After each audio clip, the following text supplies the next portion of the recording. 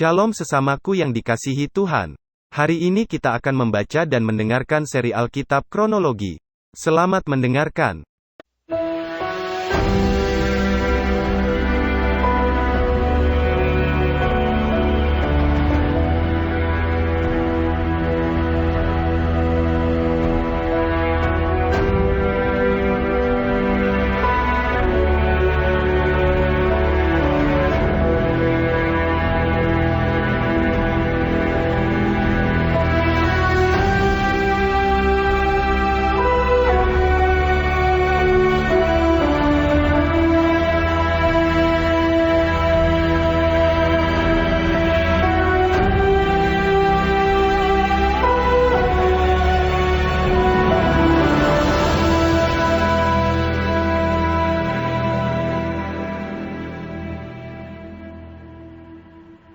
Kitab Nehemia.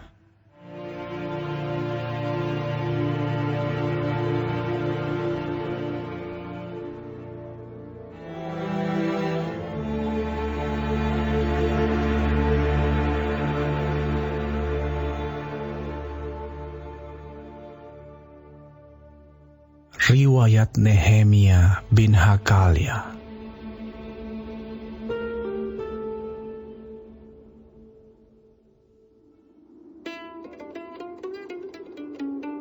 Pada bulan Kisleu, tahun ke-20, ketika aku ada di Puri Susan, datanglah Hanani, salah seorang dari saudara-saudaraku, dengan beberapa orang dari Yehuda. Aku menanyakan mereka tentang orang-orang Yahudi yang terluput, yang terhindar dari penawanan, dan tentang Yerusalem. Kata mereka kepadaku, orang-orang yang masih tinggal di daerah sana, yang terhindar dari penawanan, ada dalam kesukaran besar dan dalam keadaan tercela. Tembok Yerusalem telah terbongkar dan pintu-pintu gerbangnya telah terbakar.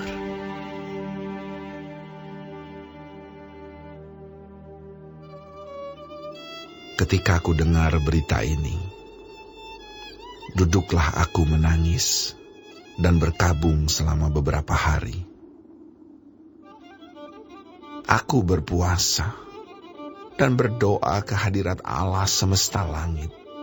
Kataku, "Ya Tuhan, Allah semesta langit, Allah yang maha besar dan dahsyat, yang berpegang pada perjanjian dan kasih setianya terhadap orang yang kasih kepadanya, dan tetap mengikuti perintah-perintahnya.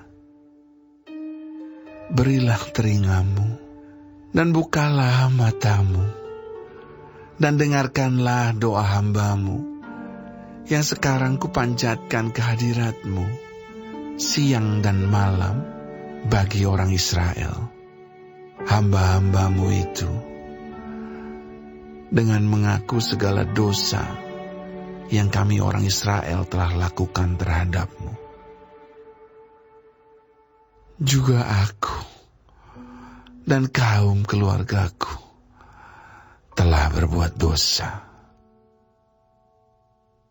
Kami telah sangat bersalah terhadapmu dan tidak mengikuti perintah-perintah, ketetapan-ketetapan, dan peraturan-peraturan yang telah kau perintahkan kepada Musa, hambamu itu. Ingatlah akan firman yang kau pesan kepada Musa, hambamu itu, yakni bila kamu berubah setia, kamu akan kucerai-beraikan di antara bangsa-bangsa. Tetapi bila kamu berbalik kepadaku dan tetap mengikuti perintah-perintahku serta melakukannya, maka sekalipun orang-orang buanganmu ada di ujung langit, akan kukumpulkan mereka kembali dan kubawa ke tempat yang telah kupilih untuk membuat namaku diam di sana. Bukankah mereka ini hamba-hambamu dan umatmu yang telah kau bebaskan dengan kekuatanmu yang besar dan dengan tanganmu yang kuat? Ya Tuhan, berilah telinga kepada doa hamba-Mu ini dan kepada doa hamba-hamba-Mu yang rela takut akan nama-Mu. Dan biarlah hamba-Mu berhasil hari ini dan mendapat belas kasihan dari orang ini. Ketika itu, aku ini juru minuman raja.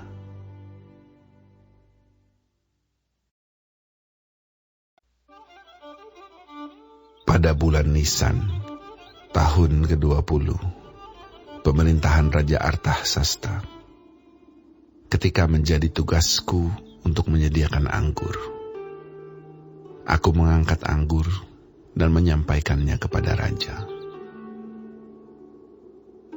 Karena aku kelihatan sedih, yang memang belum pernah terjadi di hadapan raja, bertanyalah ia kepadaku, "Mengapa mukamu muram, walaupun engkau tidak sakit?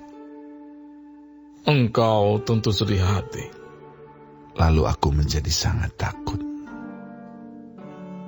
Jawabku kepada raja,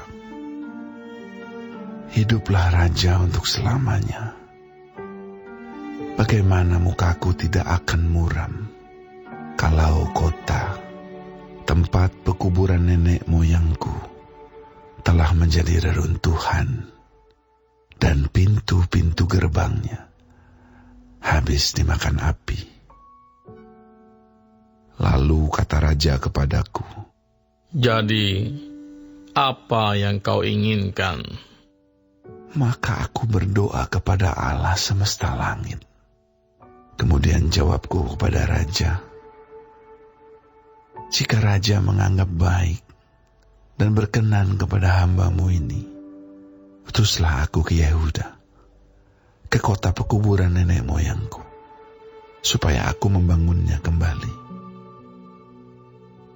Lalu bertanyalah raja kepadaku, sedang permaisuri duduk di sampingnya, "Berapa lama engkau dalam perjalanan? Dan bilakah engkau kembali?" Dan raja berkenan mengutus aku, sesudah aku menyebut suatu jangka waktu kepadanya.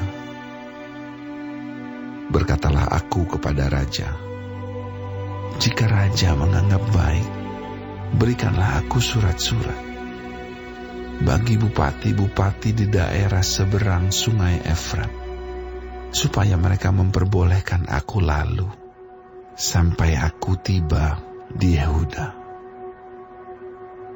Pula sepucuk surat bagi Asaf, pengawas taman raja, supaya dia memberikan aku kayu untuk memasang balok-balok pada pintu-pintu gerbang di benteng bait suci, untuk tembok kota, dan untuk rumah yang akan kudiami." Dan raja mengabulkan permintaanku itu, karena tangan Allahku yang murah melindungi aku. Maka datanglah aku kepada bupati-bupati di daerah seberang sungai Efrat, dan menyerahkan kepada mereka surat-surat raja. Dan raja menyuruh panglima-panglima perang dan orang-orang berkuda menyertai aku. Ketika Sanbalat, orang Horon, dan Tobia, orang Amon, pelayan itu, mendengar hal itu, mereka sangat kesal karena ada orang yang datang mengusahakan kesejahteraan orang Israel. Maka tibalah aku di Yerusalem. Sesudah 3 hari aku di sana, bangunlah aku pada malam hari bersama-sama beberapa orang saja yang menyertai aku. Aku tidak beritahukan kepada siapapun rencana yang akan kulakukan untuk Yerusalem, yang diberikan Allahku dalam hatiku. Juga tak ada lain binatang kepadaku, kecuali yang kutunggangi. Demikian pada malam hari, aku keluar melalui pintu gerbang lebak, ke jurusan mata air ular naga, dan pintu gerbang sampah. Aku menyelidiki dengan seksama tembok-tembok Yerusalem yang telah terbongkar, dan pintu-pintu gerbangnya yang habis dimakan api. Lalu aku meneruskan perjalananku ke pintu gerbang mata air dan ke kolam raja. Karena binatang yang kutunggangi tidak dapat lalu di tempat itu, aku naik ke atas melalui wadi pada malam hari dan menyelidiki dengan seksama tembok itu. Kemudian aku kembali, lalu masuk melalui pintu gerbang lebak. Demikianlah aku pulang. Para penguasa tidak tahu kemana aku telah pergi dan apa yang telah kulakukan. Karena sampai kini, aku belum memberitahukan apa-apa kepada orang Yahudi, baik kepada para imam maupun kepada para pemuka, kepada para penguasa dan para petugas lainnya. Berkatalah aku kepada mereka, "Kamu lihat kemalangan yang kita alami, yakni Yerusalem telah menjadi reruntuhan dan pintu-pintu gerbangnya telah terbakar. Mari kita bangun kembali tembok Yerusalem, supaya kita tidak lagi dicela." Ketika ku beritahukan kepada mereka betapa murahnya tangan Allahku yang melindungi aku, dan juga apa yang dikatakan raja kepadaku, berkatalah mereka, "Kami siap untuk membangun." Dan dengan sekuat tenaga, mereka mulai melakukan pekerjaan yang baik itu. Ketika Sanbalat, orang Horon, dan Tobia, orang Amon, pelayan itu, dan Geshem, orang Arab, mendengar itu, mereka mengolok-olokkan dan menghina kami. Kata mereka, "Apa yang kamu lakukan itu? Apa kamu memberontak terhadap raja?" Aku menjawab mereka, kataku, "Allah semesta langit, dialah yang membuat kami berhasil. Kami, hamba-hambanya, telah siap untuk membangun.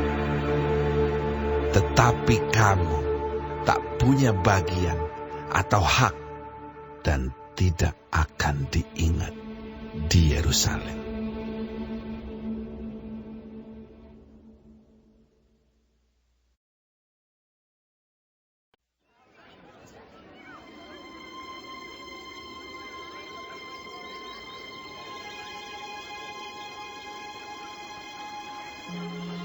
Maka bersiaplah imam besar Eliasib dan para imam, saudara-saudaranya, lalu membangun kembali pintu gerbang domba.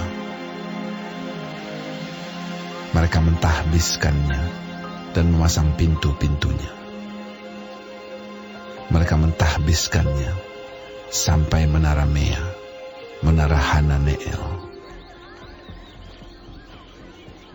Berdekatan dengan mereka, orang-orang Yeriko membangun, dan berdekatan dengan orang-orang itu Zakur bin Imri.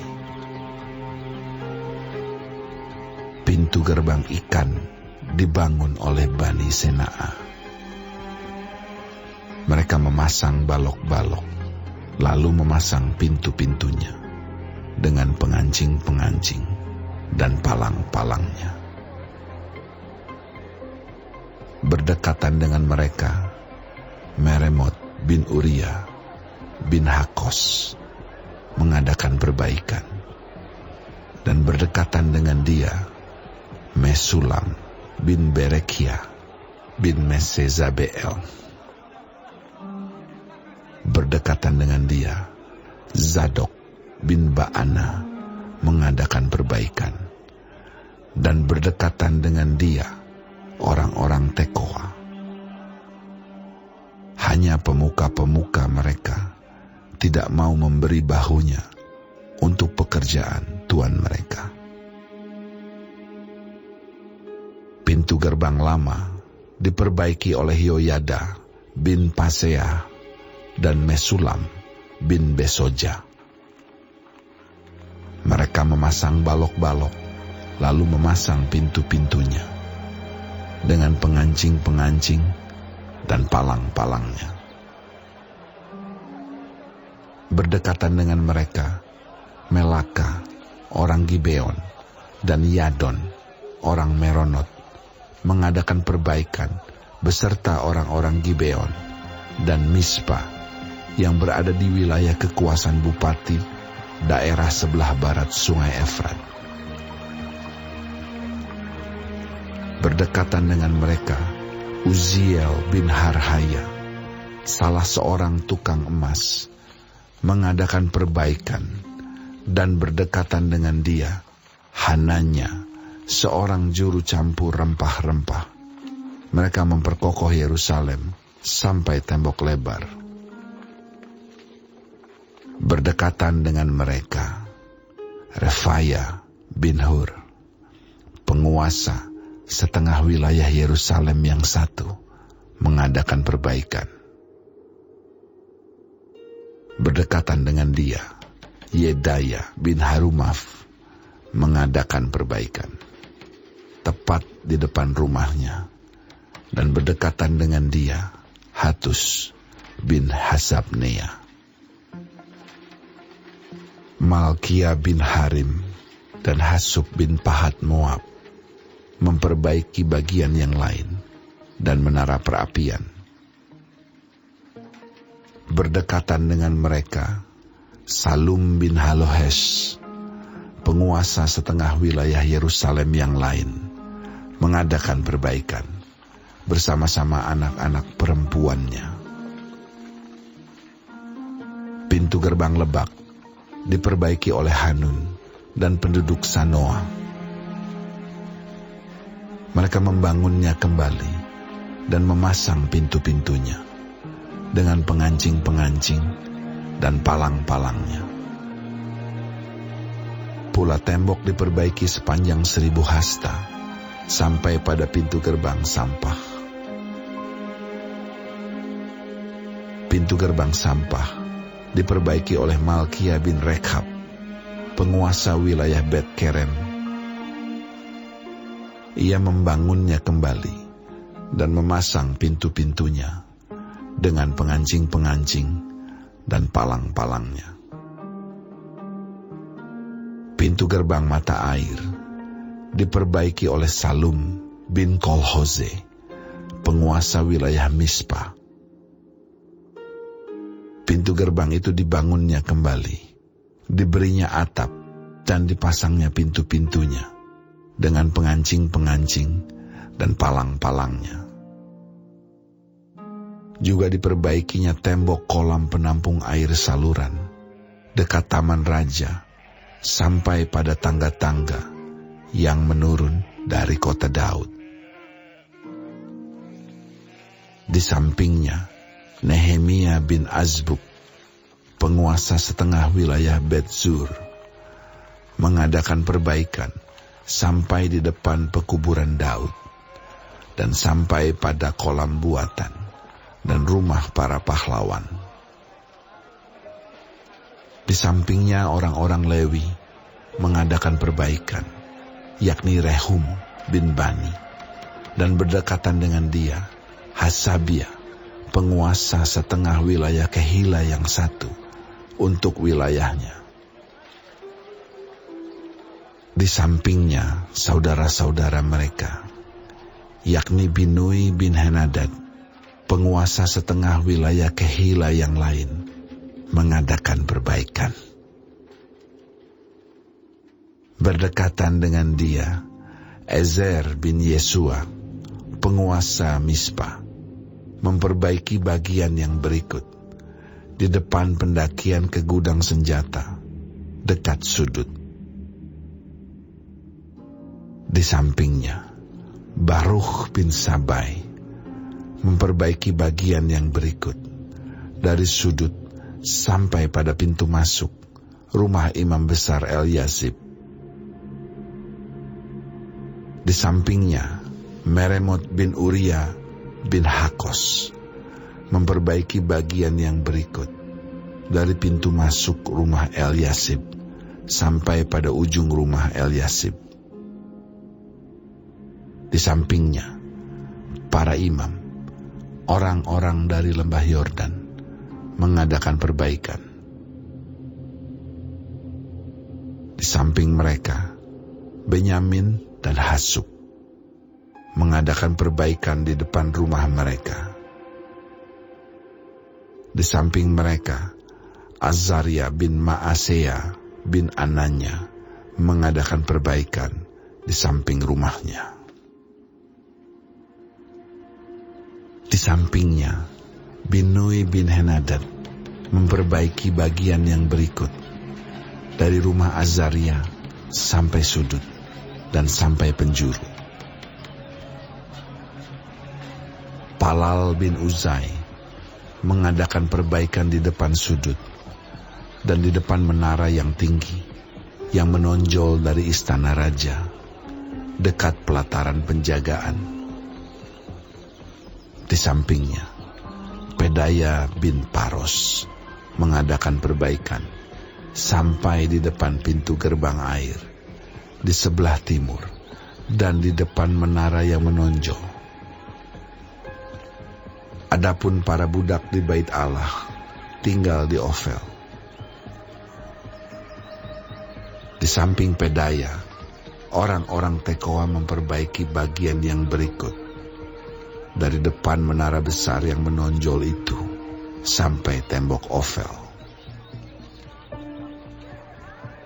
Mulai dari pintu gerbang kuda, para imam mengadakan perbaikan, masing-masing di depan rumahnya.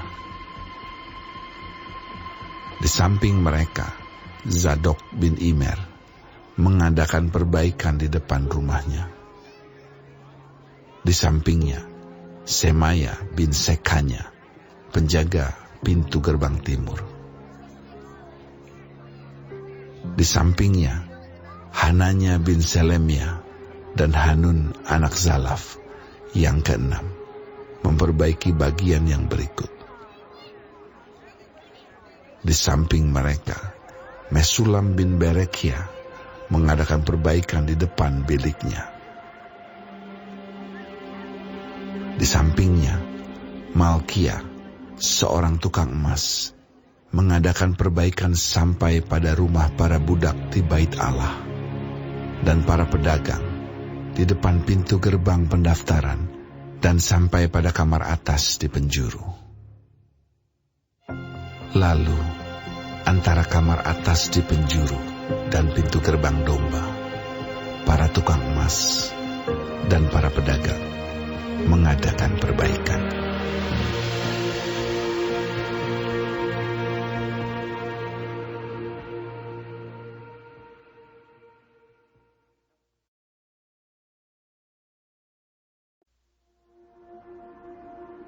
Ketika Sanbalat mendengar bahwa kami sedang membangun kembali tembok, bangkitlah amarahnya, dan ia sangat sakit hati.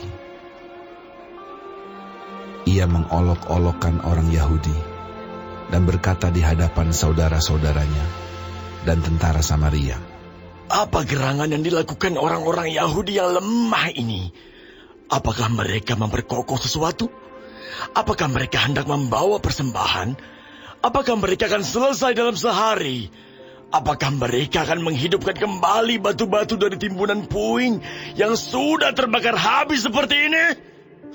Lalu berkatalah Tobia, orang Amon itu, yang ada di dekatnya, Sekalipun mereka membangun kembali, kalau seekor anjing hutan meloncat dan menyentuhnya, robohlah tembok batu mereka.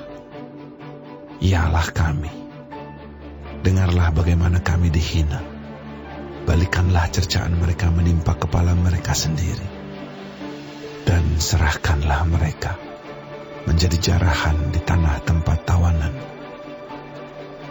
Jangan kau tutupi kesalahan mereka, dan dosa mereka jangan kau hapus dari hadapanmu.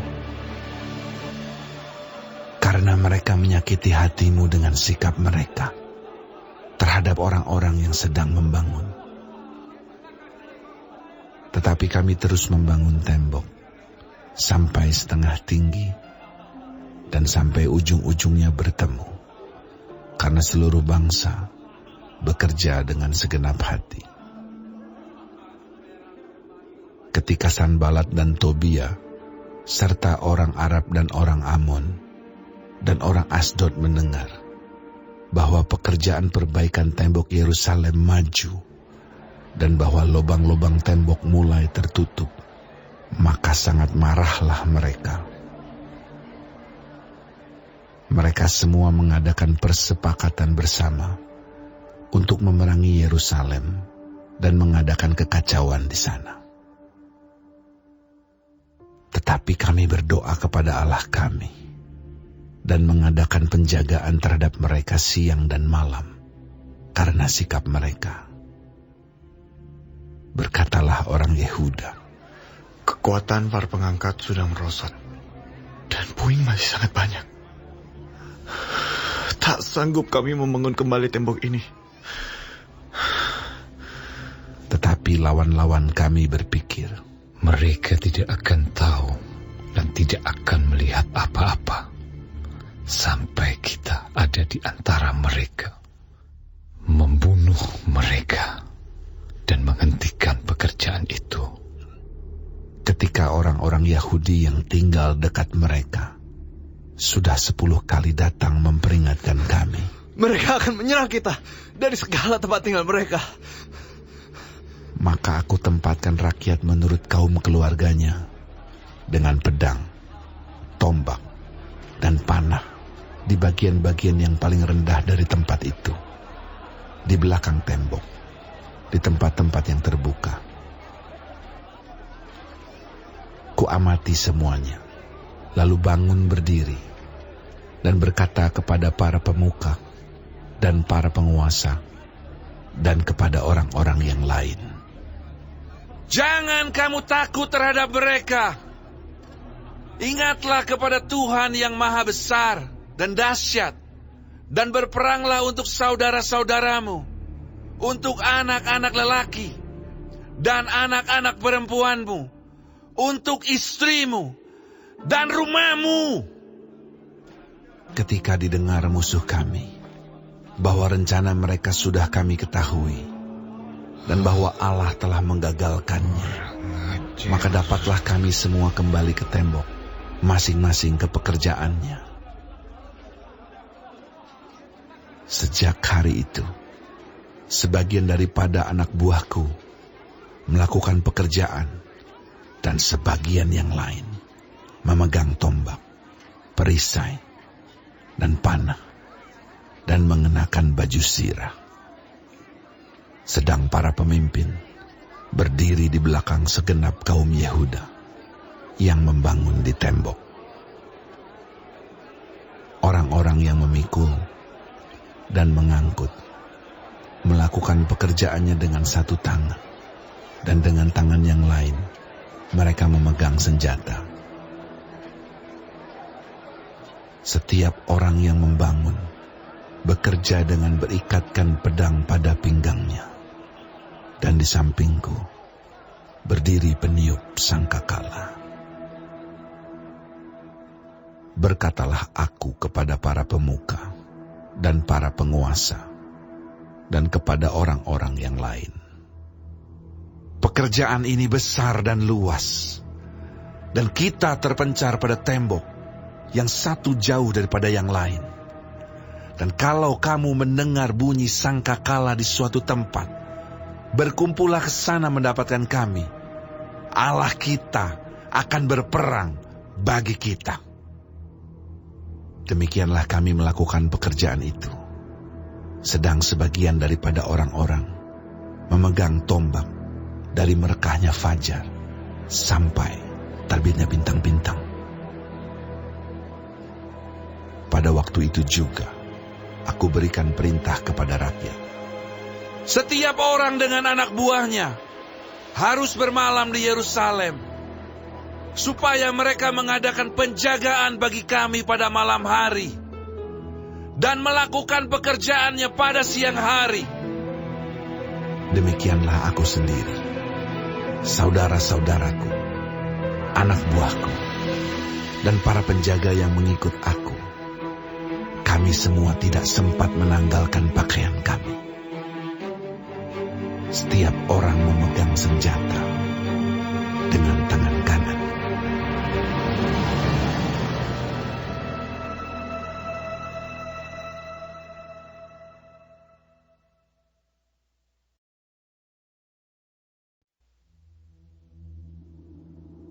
Maka terdengarlah keluhan yang keras dari rakyat dan juga dari pihak para istri terhadap sesama orang Yahudi. Ada yang berteriak, anak laki-laki dan anak perempuan kami banyak, dan kami harus mendapat gandum supaya kami dapat makan dan hidup. Dan ada yang berteriak, ladang dan kebun anggur dan rumah kami gadaikan untuk mendapat gandum pada waktu kelaparan. Juga ada yang berteriak, kami harus meminjam uang untuk membayar pajak yang dikenakan raja atas ladang dan kebun anggur kami. Sekarang, walaupun kami ini sedarah sedaging dengan saudara-saudara sebangsa kami, dan anak-anak kami sama dengan anak-anak mereka, namun kami terpaksa membiarkan anak-anak lelaki dan anak-anak perempuan kami menjadi budak. Dan sudah beberapa anak perempuan kami harus membiarkan diri dimiliki orang. Kami tidak dapat berbuat apa-apa, karena ladang dan kebun anggur kami sudah di tangan orang lain. Maka sangat marahlah aku ketika ku dengar keluhan mereka dan berita-berita itu. Setelah berpikir masak-masak, aku menggugat para pemuka dan para penguasa. Kataku kepada mereka, masing-masing kamu telah makan riba dari saudara-saudaramu. Lalu kuadakan terhadap mereka suatu sidang jemaah yang besar. Berkatalah aku kepada mereka, kami selalu berusaha sedapat-dapatnya untuk menebus sesama orang Yahudi yang dijual kepada bangsa-bangsa lain. Tetapi kamu ini justru menjual saudara-saudaramu supaya mereka dibeli lagi oleh kami. Mereka berdiam diri karena tidak dapat membantah. Kataku, tidaklah patut apa yang kamu lakukan itu.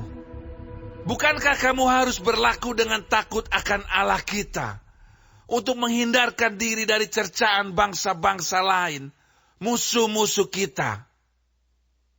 Juga aku dan saudara-saudaraku dan anak buahku telah membungakan uang dan gandum pada mereka.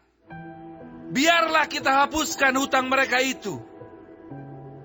Biarlah kamu kembalikan kepada mereka hari ini juga ladang mereka, kebun anggur, kebun zaitun, dan rumah mereka. Pula hapuskanlah hutang mereka, yakni uang serta gandum, anggur, dan minyak yang kamu tagih daripada mereka. Berkatalah mereka, itu akan kami kembalikan, dan kami tidak akan menuntut apa-apa dari mereka.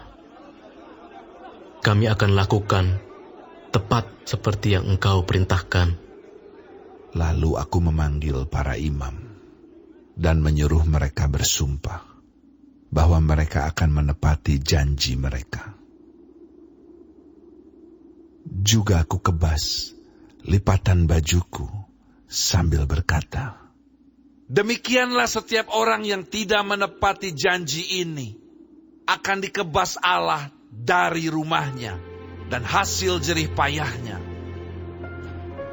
Demikianlah ia dikebas dan menjadi hampa. Dan seluruh jemaah berkata, Amin. Lalu memuji-muji Tuhan. Maka rakyat berbuat sesuai dengan janji itu. Pula sejak aku diangkat sebagai bupati di tanah Yehuda, yakni dari tahun ke-20 sampai tahun ke-32 pemerintahan Artahsasta, jadi 12 tahun lamanya aku dan saudara-saudaraku tidak pernah mengambil pembagian yang menjadi hak bupati. Tetapi para bupati yang sebelumnya, yang mendahului aku, sangat memberatkan beban rakyat. Bupati-bupati itu mengambil dari mereka 40 shikal perak sehari untuk bahan makanan dan anggur. Bahkan anak buah mereka merajalela atas rakyat. Tetapi aku tidak berbuat demikian karena takut akan Allah. Aku pun memulai pekerjaan tembok itu, walaupun aku tidak memperoleh ladang. Dan semua anak buahku dikumpulkan di sana khusus untuk pekerjaan itu. Duduk pada mejaku orang-orang Yahudi dan para penguasa 150 orang, selain mereka yang datang kepada kami dari bangsa-bangsa sekeliling kami. Yang disediakan sehari atas tanggunganku ialah seekor lembu, 6 ekor kambing domba yang terpilih, dan beberapa ekor unggas, dan bermacam-macam anggur dengan berlimpah-limpah setiap 10 hari. Namun dengan semuanya itu, aku tidak menuntut pembagian yang menjadi hak bupati, karena pekerjaan itu sangat menekan rakyat. Ya Allahku, demi kesejahteraanku, ingatlah segala yang kubuat untuk bangsa ini.